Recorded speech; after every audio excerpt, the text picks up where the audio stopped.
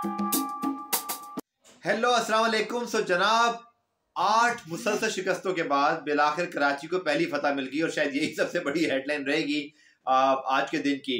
लेकिन Pakistan super league के playoff की सूरत हाल तकरीबन वाज़ेह हो गई है। आज पहले मैच में मुल्तान सुल्तान ने कोयटा ग्लेडिएटर्स को बुरी तरह शिकस्त से दो चार किया।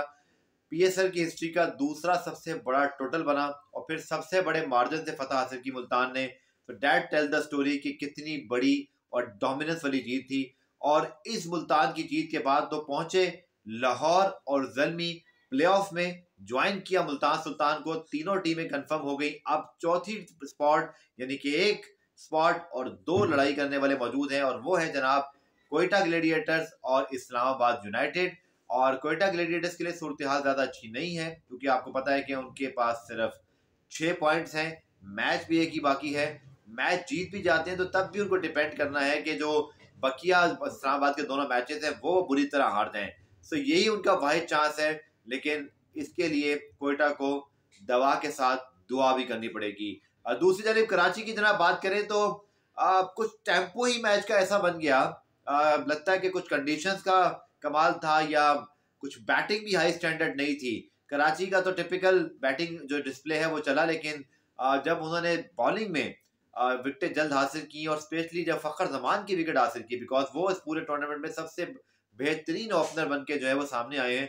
और जैसे ही उनकी विकेट गिरी तो लगता है कि लाहौर का यही मसला हमें पहले डिस्कस किया था, बट शायद ये अच्छा ही हो गया उनके लिए कि एक बड़े मैच से पहले उनको आज वेकअप कॉल मिल गई है। और फखर जमान के बगैर वो क्या कर सकते हैं ये उनको सोचना पड़ेगा, चूंकि आज का जो डिस्प्ले है वो कोई अच्छा नहीं था लेकिन बुरा भी नहीं था इस लिहाज से कि चले प्लेऑफ से पहले एक बड़ी अच्छी वेकअप कॉल मिल गई है। अब कराची के लिए बहुत सारे सवालात हैं इस जीत के बावजूद जब बैठेंगे। लेकिन मीर हमजा आई थिंक ऐसे टैलेंट को आपको पहले से ढूंढना पड़ेगा, वो रिप्लेसमेंट में ना आए, वो डायरेक्टली खेल रहे हो। और कराची के भी हैं और कराची को जरूरत भी थी ऐसे बॉलर्स की। तो मुझे नहीं पता कि मोहम्मद आमिर के जाने के बाद भी मीर हमजा फिर भी बहुत लेट आए। शायद उनको बहुत पहले कराची को किसी तरह मैनेजमेंट करके उनको ले आना चाहिए था। लेकिन कमाल बॉलिंग की है मीर हमजा की, मुझे बहुत खुशी है। आउटस्टैंडिंग फर्स्ट क्लास बॉलर हैं, फिनोमिनल रिकॉर्ड है। और T20 के अंदर उन्होंने जिस तरह की बॉलिंग की, एक बात तो बता दी कि अगर सीजन कंपेनर हो, उसके पास स्किल्स हो, उसके पास कॉन्फिडेंस हो तो वो कुछ भी कर सकता है। सो वेल डन कराची और देयर फर्स्ट विन।